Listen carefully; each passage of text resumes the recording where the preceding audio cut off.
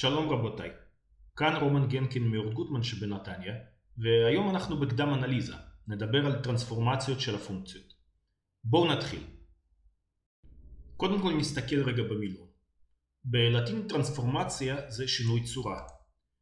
במפגש זה נעסוק בשינויים חיצוניים שאפשר לעשות על הפונקציות ועל המשמעות הגרפית של השינויים האלה. אז בואו ניקח איזושהי פונקציה שתהיה פשוטה יחסית ונפעיל עליה את הטרנספורמציות מסוגים השונים. למשל, ניקח את הפונקציה x בריבוע כפול x פחות 3. ממה שלמדנו לפני כן, ניתן לסרטט את גרף הפונקציה הזאת. אנחנו יודעים שהחזקה המובילה תהיה x בשלישית, והמקדם שלה יהיה חיובי, לכן הגרף ייראה ככה. כשהולכים ימינה, הגרף פה שואף לפלוס אינסוף, כאן כשהולכים שמאלה הוא שואף למינוס אינסוף, ונקודות האפס זה 0, 0 ו-3, 0. הנה אנחנו רואים את זה מתוך הפונקציה עצמה. ורגע לפני שנתחיל לעבוד, תזכורת חשובה. כשאני אומר ערכי הפונקציה, אלה הערכים שהפונקציה מוסרה לנו, כלומר ערכי y. הטרנספורמציה הראשונה שנלמד היא הזזה אנכית. פירוש הדבר, מוסיפים לערכי הפונקציה המקורית f של x, כלומר לשיעורי ה-y, את המספר הקבוע k. עד להודעה חדשה בסרטון זה נתייחס ל-k כאל מספר חיובי. המשמעות הגרפית, בהתאם לסימן שלפני k, גרף הפונקציה יעלה או ירד כיחידות כלפי מעלה או כלפי מטה. אוקיי, בואו נראה איך זה עובד עבור הדוגמה. מה זה f של x ועוד 2 ומה זה f של x פחות 2?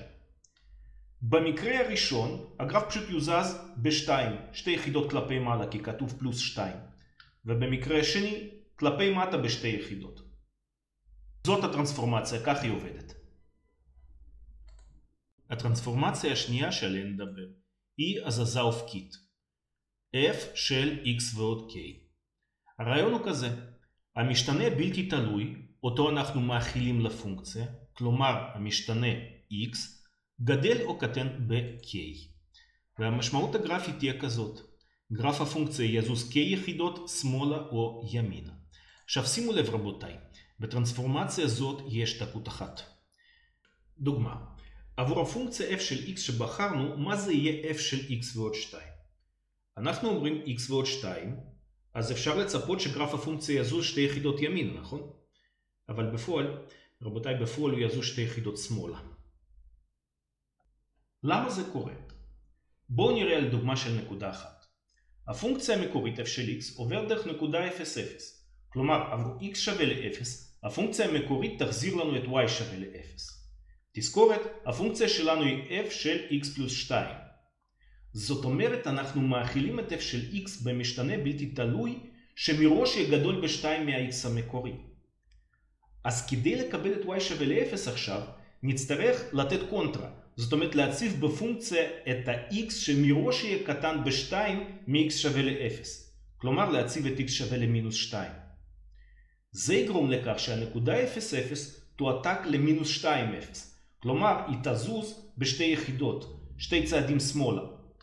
רבותיי, ודבר זה יקרה גם לכל שאר הנקודות שעל הפונקציה המקורית. זאת אומרת, הפונקציה המקורית תזוז שמאלה בשתי יחידות. לפי אותו היגיון, עבור הביטוי f של x פחות 2 לקבל הזזה של שתי יחידות ימין. אז זכרו רבותיי שבטרנספורמציה מסוג זה הכל עובד כביכול כנגד היגיון.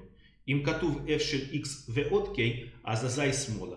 אם כתוב x פחות k, ההזזה תהיה דווקא ימינה. אני מדבר על k חיובי כמובן. הטרנספורמציה השלישית שנלמד היא שיקוף ביחס לציר ה-x. זאת אומרת הפונקציה החדשה תוגדר כך, g של x שווה למינוס f של x. הרעיון הוא הכי פשוט שיש. אנחנו פשוט משנים את הסימן של ערכי הפונקציה, כלומר את הסימן של ערכי ה-y של הפונקציה המקורית. מי שהיה חיובי יהפוך לשלילי וההפך. המשמעות הגרפית רבותיי נורא פשוטה. גרף הפונקציה ישתקף ביחס לציר x. או במילים אחרות יתהפך. לכן הטרנספורמציה הזאת גם נקראת היפוך. 4. מתיחה וקיבוץ אנכיים. g של x שווה ל-k כפול f של x. פה העניין הרבה יותר מעניין. הרעיון הוא כזה, כופלים את ערכי הפונקציה באיזשהו מספר קבוע k. ערכי הפונקציה, כלומר את שיעורי ה-y אנחנו כופלים ב-k. מה יקרה לגרף הפונקציה? הכל תלוי ב-K. אם K גדול מ-1, אז ערכי Y יתרחקו יותר מציר ה-X. כלומר, הגרף כולו יימתח ביחס לציר ה-Y. בואו נראה לדוגמה. G של X שווה ל-1.5 כפול F של X. 1.5 גדול יותר מ-1. אז מה יקרה? אנחנו כופלים את כל ערכי ה-Y פי 1.5. ואז יתקבל הגרף הבא. הנה אתם רואים, נקודות ה-0 נשארו במקום, כי Y שלהם שווה ל-0. 0 כפול 1.5 זה עדיין 0. אבל למשל הנקודה 2 מינוס 4 הופכת להיות 2 מינוס 6. כי מינוס 4 כפול 1.5 זה מינוס 6. ודבר דומה קורה גם לכל הנקודות של הפונקציה המקורית. את כל ה-y אני כופל פי 1.5, והדבר גורם למתיחה ביחס לציר ה-y. אבל אם המספר k נמצא בין 0 ל-1, אז ערכי ה-y דווקא ירצו להתקרב יותר לציר ה-x. כלומר, הגרף יתכווץ ביחס לציר ה-y. למשל, g של x שווה ל-0.5 כפול f של x. אז כופלים את כל ה-y ב-0.5, ואז הגרף הבא מתקבל. שוב נקודות ה-0 נשארות במקום, כי 0 כפול 0.5 זה 0. אבל למשל הנקודה 2 מינוס 4 הופכת להיות 2 מינוס 2, כי מינוס 4 כפול חצי זה מינוס 2. והנה הנקודה למשל 1 מינוס 2 תהפוך ל-1 מינוס 1, לפי אותו היגיון. וזה מה שקורה לכל שאר ערכי ה-y. והדבר גורם לכך שהגרף החדש יהיה מקווץ יותר. עכשיו שאלה קצרה לחשיבה עצמית. עד כאן דיברנו על ערכי K חיוביים, אבל מה יקרה עבור ערכי K שליליים? למשל, איך ייראה הגרף של מינוס 0.5 כפול f של x?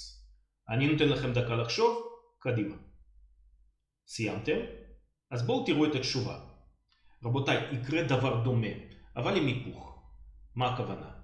תראו, 0.5 כפול f של x זה פשוט קיבוץ. אז הגרף יראה בערך כך, הנה מקווקו. ומה המינוס עושה? המינוס מוסיף את ההיפוך. אז התשובה היא, קודם כל יקרה קיבוץ או מתיחה ביחס לציר y, ואז המינוס יוסיף את ההיפוך. והטרנספורמציה האחרונה להיום, שיקוף אופקי. g של x שווה ל-f של מינוס x. שימו לב, המינוס x מופיע בתוך הבטן של f. הפעם אנחנו מאכילים את הפונקציה בערכים של x שסימנם מנוגד לסימן המקורי של x. אז עבור ערכי x חיוביים, הפונקציה תחזיר לנו את ערכי ה-y של ה-x'ים השליליים, ולהפך. בואו נראה לדוגמה של נקודה אחת. למשל, עבור x שווה למינוס 3 נקבל את ערך ה-y של x שווה ל-3. זאת אומרת, מה שמאחורי הקלעים זה הדבר הבא. g של מינוס 3, לפי הכלל שלנו, זה f של מינוס מינוס 3. כלומר, g של מינוס 3 זה f של 3.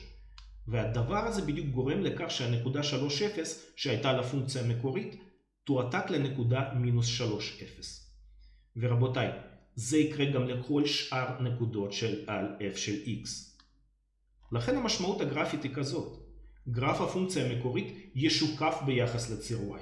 זאת אומרת, כאילו שמנו בציר y את המראה, וכל החלק של הפונקציה שהיה מימין לציר y יועתק שמאלה, וחלק של הפונקציה המקורית שהיה משמאל לציר ה-y יועתק ימינה. זו המשמעות של השיקוף האופקי. רבותיי, בסרטון זה ראיתם את הטרנספורמציות הבסיסיות ביותר. כמובן יש עוד טרנספורמציות, ואני מקווה שאנחנו בערוץ זה נעשה עוד סרטון שיוקדש לטרנספורמציות הרבה יותר רציניות. אז אני מקווה שהמשך יבוא. בינתיים, עשו טובה לחצו על כפתור לייק, שתפו את הסרטון הזה וירשמו לערוץ שלנו.